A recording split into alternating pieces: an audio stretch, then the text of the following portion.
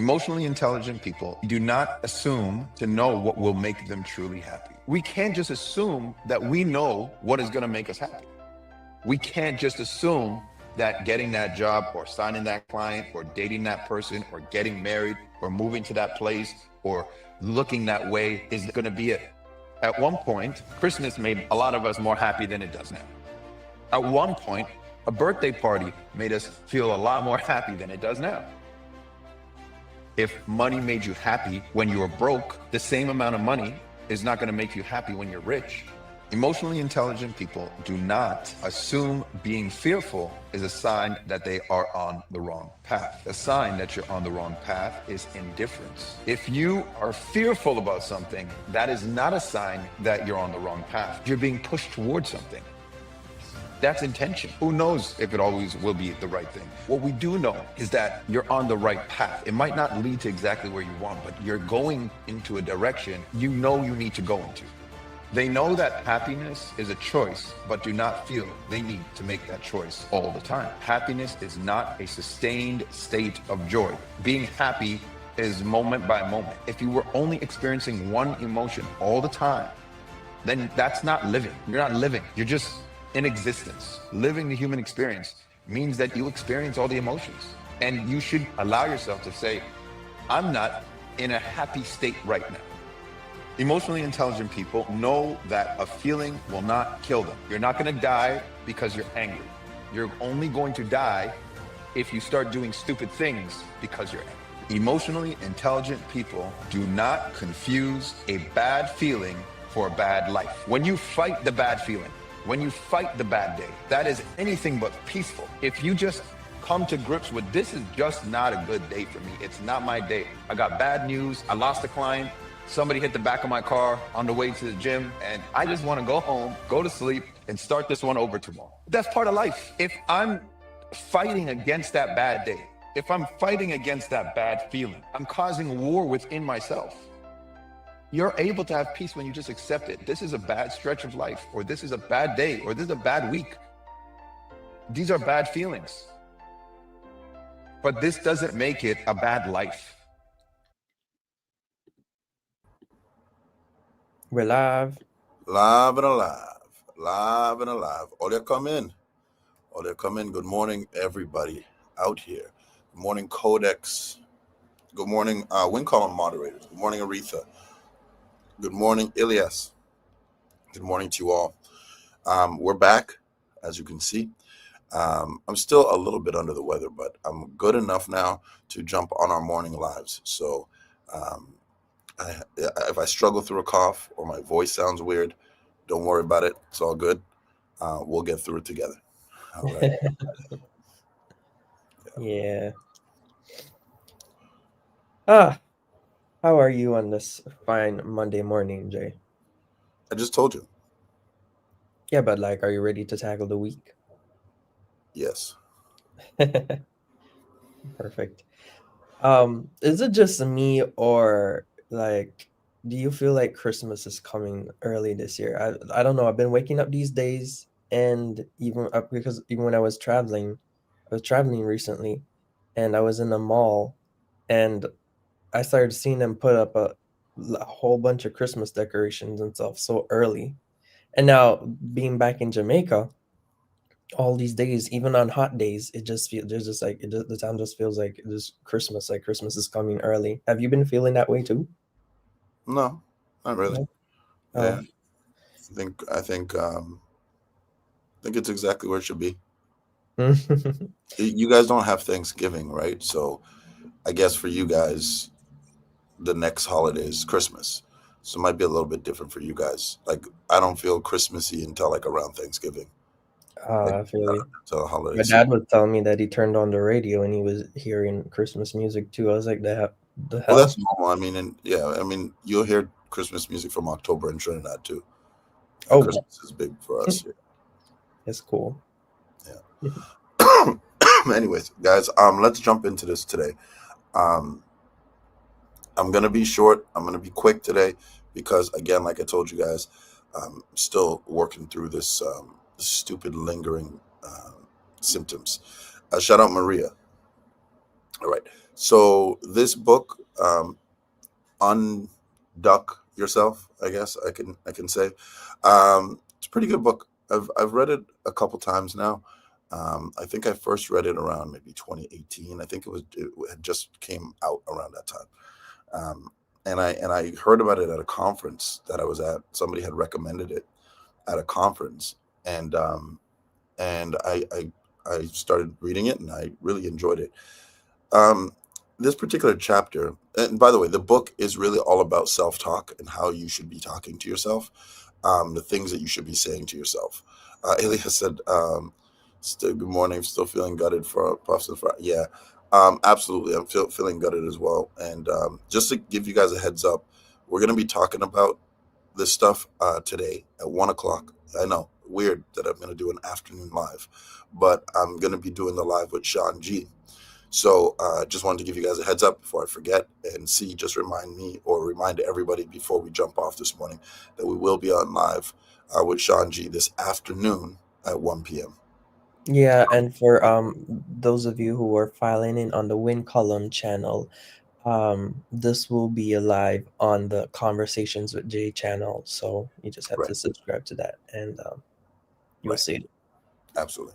Okay, so this particular chapter in this book is called "I Got This." Um, and again, this book is about self-talk, how we should be talking to ourselves. Okay, so this particular chapter is called "I Got This." And I'm going to share my notes with you guys. They're not long notes this morning, um, but it's gonna be short and right to the point. Okay, all right. So in this "I Got This" chapter, he talks about the struggle, and he says the struggle is real, and we all know the struggle is real, right? We've all been through struggles. In this particular part of the book, he's talking about big struggles and he's talking about little struggles. He's like, it might be something as simple as you lost your favorite shirt. Excuse me, give me 1 second, guys. Yeah, so he said it might be something as simple as you lost your favorite shirt, or it could be something as crazy as you lost your job. But either way, the struggle is real, he says. And he goes, well, I added in, and the struggle is not optional. Like, you don't have a choice in the matter. Like, I'm sure you guys have seen my short about the struggle is real and it's not optional. But the thing is, the pain is optional. The pain is optional, guys. Remember, you decide whether you're in pain or not. Pain is all internal, right? The struggle comes from outside factors. The way you deal with that struggle is up to you, right? And if you choose to have that struggle inflict pain on you, or maybe your tolerance for the struggle that you're going through isn't that high, and so you do feel a lot of pain, then hey, that's where you're at. But it is optional. Remember that it is optional. Okay, you know, I've seen some people get tattoos and go crazy. I've seen some people get tattoos and fall asleep, right? In the same place. They got a tattoo in the same place. But one went crazy and said, oh, ooh, that hurts. Can we take a break? And the other one went to sleep. You know what I mean? So we all have different tolerances for pain. I'm going to give you guys an example of what he's getting at in this chapter. The Yankees and the Blue Jays played over the weekend. They played twice, okay? The Jays won both games. They won 10-1 on Friday, and I think they won like 13-7 or something like that yesterday. So now we have the next two games in New York. And the at the end of the game on Friday, one of the Blue Jay pitchers, he actually hit one of the Yankees with the ball. Okay, he hit him right on the shoulder. It looked like it hurt. And it reminded me of when I played baseball. Baseball was the first sport I ever played. And I was probably it was the first organized sport I played. I played other sports in school, but in the schoolyard, but it was the first sport that it was an organized sport that I played. And I remember getting hit with a pitch right on my shin. I must have been about 7 years old. And it hurt like a bee. And so it just reminded me when I saw that guy get hit, it reminded me, those are like traumatic things when you're a kid, like a traumatic event that really hurt. And I remember walking, if you get hit, you can take a base.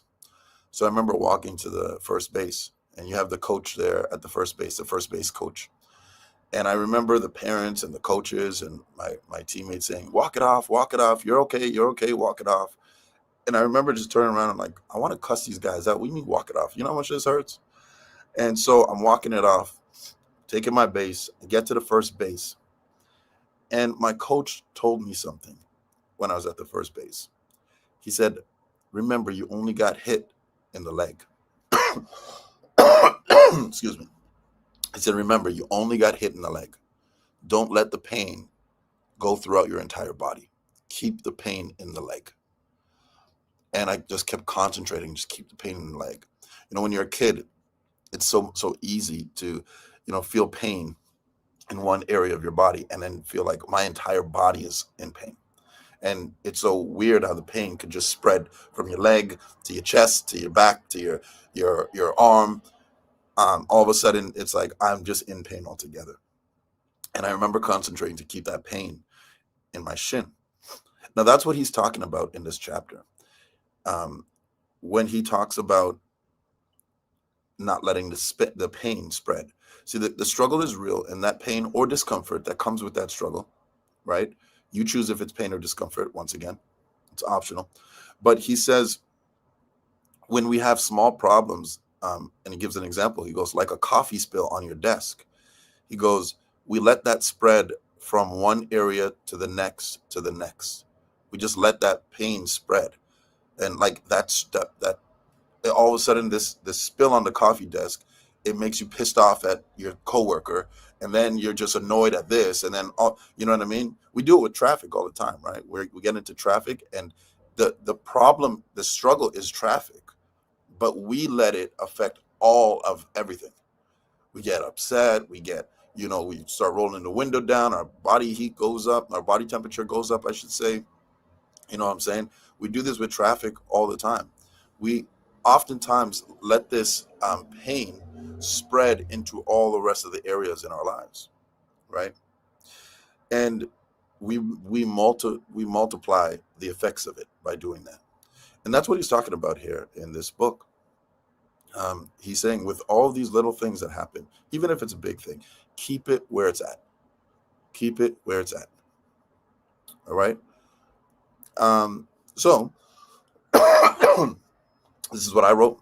I said the first thing we got to remember is what King Solomon says. King Solomon, wisest man to ever live, wrote the book of Proverbs. He says there's nothing new under the sun.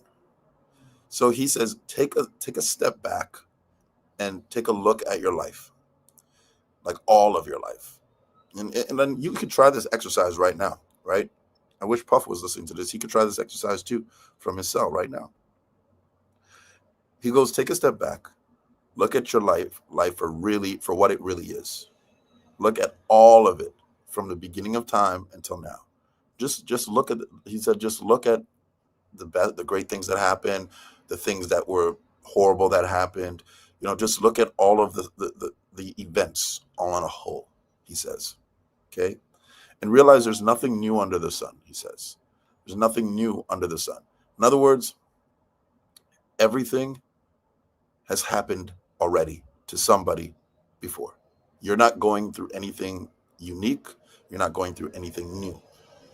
But most importantly, you've probably gone through something similar to this already in your own life. And so he starts talking about the fact that you'll actually start realizing that you got this and you always have.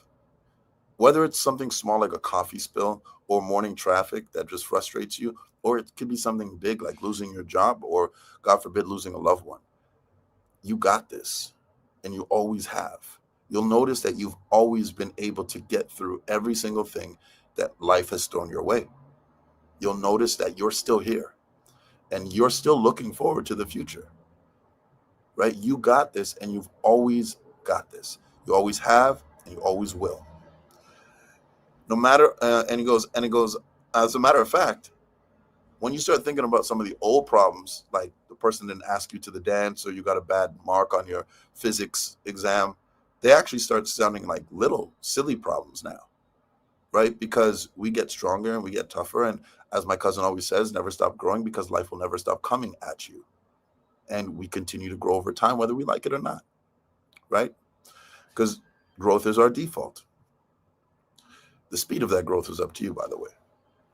So he says, you know, some of those old problems seem silly. And also, when you start thinking about the things that are coming up, you can start getting excited as well. Like, there are good things on the horizon. Yes, there is going to be more struggle in the future, but there's also going to be some more great things and great events and great moments in your life.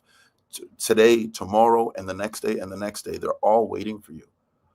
And so when we do go through these moments of struggle, we choose maybe discomfort instead of pain, but we choose to not let it spread throughout our whole life. It's contained to that one spot. And then we take a step back and we realize this is nothing new. I've gone through this before. And even if I haven't, great, now I'm going through it. And guess what? I might have to go through it again. But I've got this. I've always had this. And whatever life throws at me tomorrow, I got it.